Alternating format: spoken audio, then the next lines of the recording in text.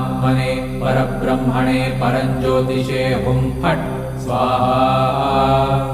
ॐ श्रीं ह्रीं ऐं क्लीं कृष्णाय गोविन्दाय गोपीजनवल्लभाय पराय परमपुरुषाय परमात्मने परकर्म मंत्र यंत्र तंत्रौषधास्त्रशस्त्राणि संहर संहर मृत्योर्मोचय मोचय आयुर्वर्धय वर्धय क्षिप्रारोग्यं च कुरु कुरु सर्वकार्यसिद्धिं कुरु कुरु।